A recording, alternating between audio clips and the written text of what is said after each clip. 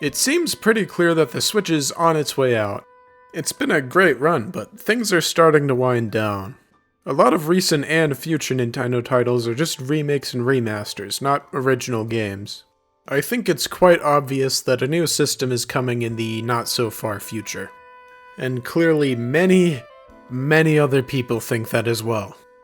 There have been plenty of rumors about what the next Nintendo console will look like, but nobody will really know for sure until it's actually revealed. I feel like that's coming soonish, so I just wanted to make a little video sharing my hopes for that next console. I won't discuss the rumors all that much, but I will touch on them a little bit, so if you hate those, you have been warned. Don't worry, I hate them too and regret seeing them, but there is no going back. The first major hope that I have is that it will still be a Switch-like console. The Switch is by far my most used console. The games are definitely a big part of it, but the overall hybrid style is just really appealing to me. I like playing games on a home console, but it's also really nice to take those games wherever I go. The Switch lets me do both, and that's just so nice. It's so much easier to transport the Switch too. Whenever I'm living away from home, which is most of the time these days, I can't really play games from my PS4 or Wii U because it's just not worth the effort and space to bring those games. With the Switch, I can just put the console and all the games that I want to play in a bag and bring it with me. It's great. Everyone else clearly thinks it's nice too, and a number of companies have made their own hybrid consoles. The main one is obviously Valve with the Steam Deck, and while I don't have a Steam Deck of my own, it seems like a great system. The next Nintendo console has a chance to continue that legacy, and I think it would be a shame not to. The next hope I have is pretty obvious. We just need a significant hardware upgrade. That would help a lot. The Switch's hardware is very outdated.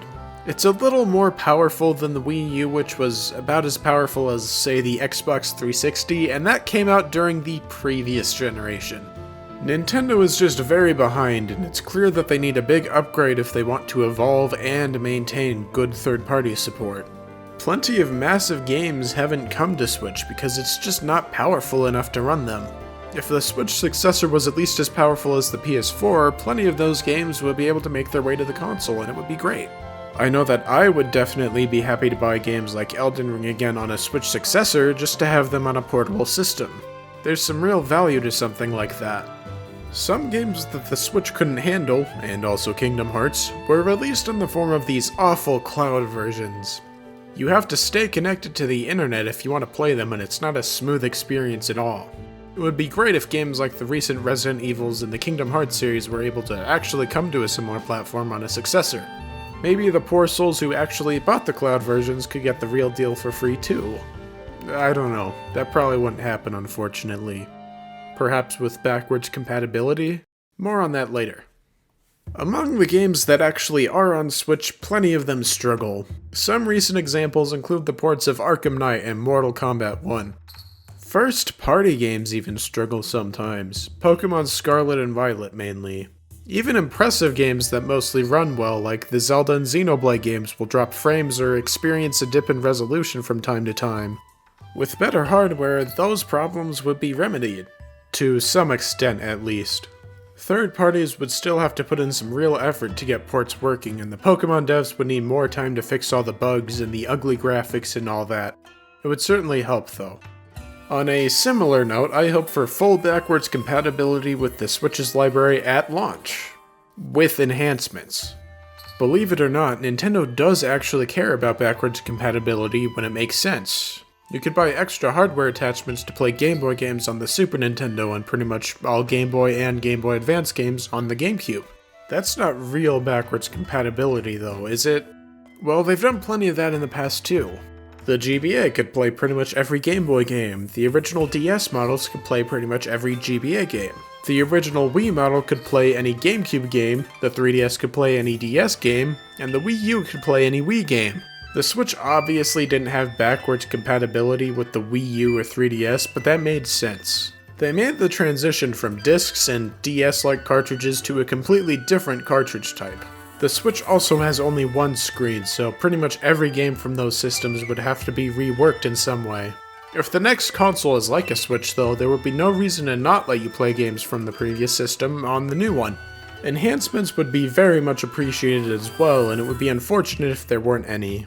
You can play upgraded games from last generation on PS5 and Xbox Series consoles, so Nintendo would be the odd one out in this situation if they just did what they did on the Wii U again. There may be some merit to the idea of next-gen upgrades. Possibly.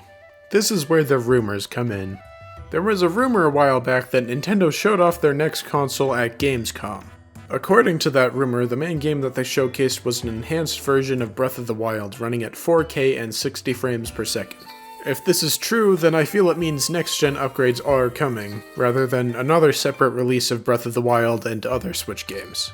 As I mentioned earlier, it will be a dream come true to see some of the most impressive and stunning games from the Switch finally be free of the ancient hardware they're currently trapped on.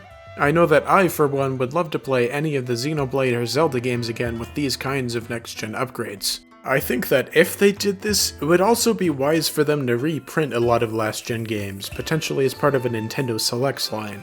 They started doing less pricey reprints of popular games back on GameCube and continued doing this with Nintendo Selects on Wii, Wii U, and 3DS.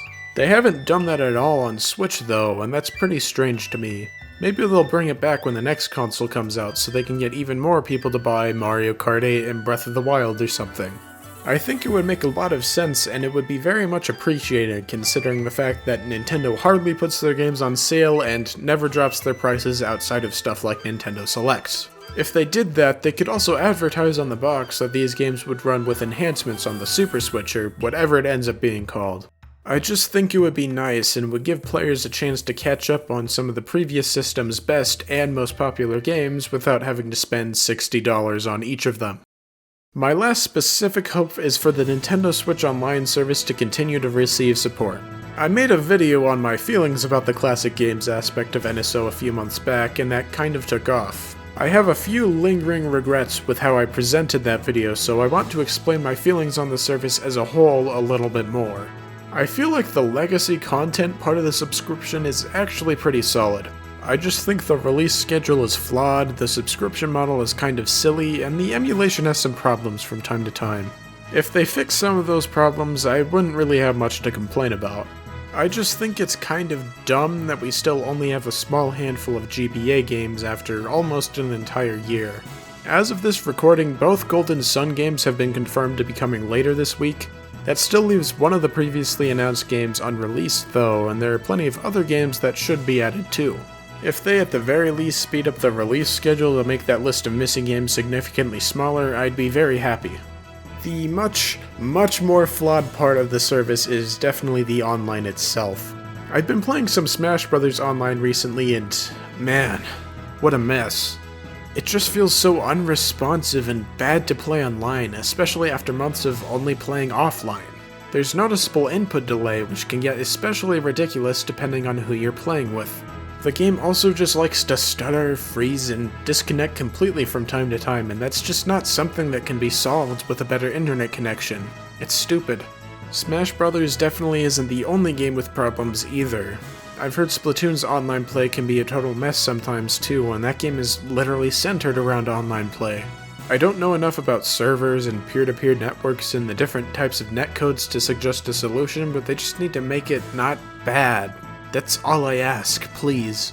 If they carry over the progress they've made improving the Switch Online service to the next console and start improving things more, I would be satisfied, and I can definitely tell you that people would not complain nearly as much. Finally, I have a few more general hopes. Everybody agrees that the Switch's home menu is very boring. There's no music, there are no themes aside from a basic black and white, you can't really customize things very much, we had to wait years for folders and they're handled pretty weirdly. It's kind of lame. I don't hate the Switch's home menu, and the experience of actually navigating it is rather smooth, but it could be so much better. Having some menu ambience at the very least would be a big improvement, but themes and more customization options would also be appreciated. Here's a fun fact. The eShop is really bad. Just like the main menu, there's no music, which is really weird. Every other digital shop on a Nintendo console has had good music, so why does it have to be so quiet? There are plenty of other big problems too. Nintendo just lets people put so much garbage on there for some reason. We need some quality control. Actually, finding games is a mess because the eShop is very slow and laggy when you scroll through it. Both of these problems combined make finding hidden gems an absolute chore. I don't think I need to say much more. It's bad and they need to completely rework it. Here's another fun fact: Joy-Con drift. Drift is a serious problem with plenty of modern controllers, but Joy-Cons have it the worst. My family got 3 pairs within the first year of the system's launch, and all 3 pairs are practically unusable at this point. I know there are plenty of solutions for this online, and I also know that here in the US you can send your controllers to Nintendo to get them fixed, but that shouldn't be necessary. If the next console continues to have drifty controllers, it will be the most hilarious and depressing thing they've ever done. So, let's not do that again. My final hope is that it actually exists and comes out soon. I'm so tired of all the clickbaity articles and videos about it, and I just want them to stop. Please. That is all I have to say. Goodbye.